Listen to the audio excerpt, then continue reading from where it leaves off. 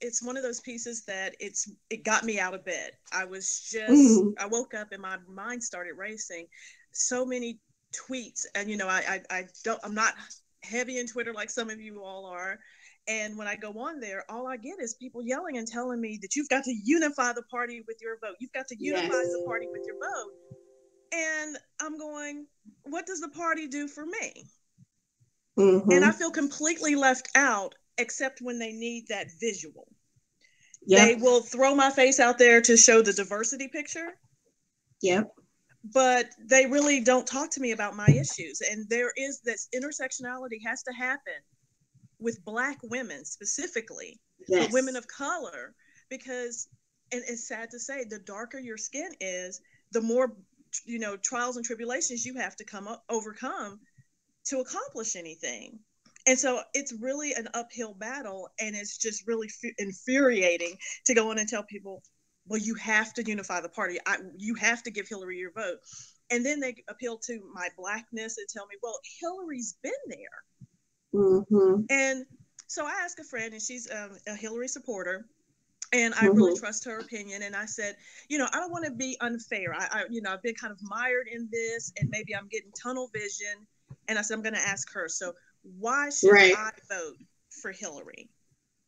And she brought me back some information. She didn't tell me why. She brought me back information, and I just kind of looked into it. And I wrote about that in another piece, The Ghost of Hillary's, help to the African American community. And I started investigating it, and I was just like, this all sounds good just on the surface, but when you start digging into it, it's not a lot there. Or you have to overlook some of the things, and well, don't blame her for what Bill did. Well, I don't blame her for what Billy did. I blame her for her support of it, and then she wants to bring it up as one of her crown jewels. Right, exactly. She wants me to take it into account. I'm going to take it into account on what it is. So when I saw the piece on where it was just that I left on the video on the article, I was like, yes, this is exactly what I've been talking about.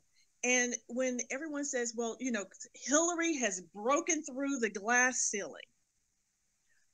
And like I said in the article, just because you hear a little glass tinkling doesn't mean that hole is going to be big enough for all of us to climb through. And I just really want to be recognized, daily, yearly, not just in an election year.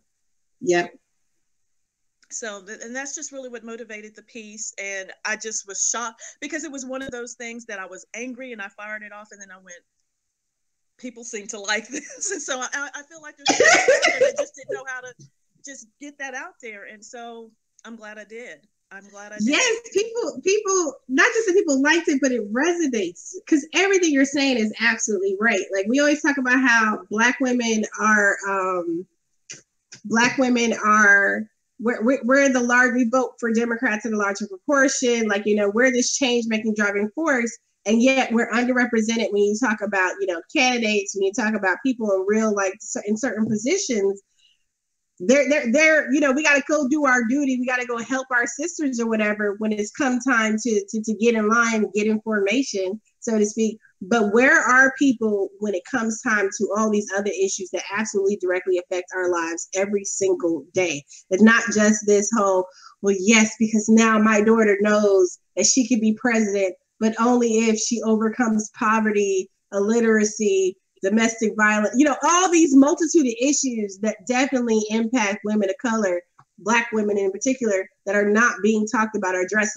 Like I mentioned, today is, the state of women. And it is very interesting that you have this going on, and we're talking about the historical nature of Hillary's candidacy. But one of the things you were talking about is, like, what has she actually done? There was a piece talking about her stance on welfare reform and why you still can't even really pin her down on exactly what her position on welfare is, right?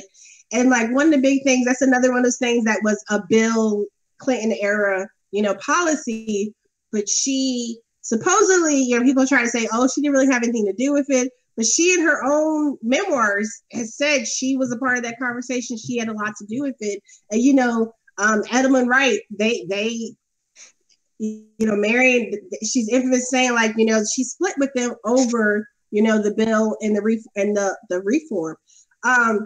But what we don't look at is how some of these policies and some of these ways where she has stood on things disproportionately impacts in a negative way women of color. Even her reluctance to support Fight for 15. Look at the Fight for 15 movement, which is overwhelmingly women of color, single mothers on the front line of this battle. And it's like, even her scoffing at, the family leave proposal that Senate Democrats have put forth that Bernie Sanders supports. Like, there are so many ways where she's out of connection with us. And now we see, well, you're a woman, you need to support her, or Trump is really evil, so you need to support her. I mean, they keep trying to find whatever way they can to get us in line. But your piece, like, really hit it home for me. And it's just like, I can't.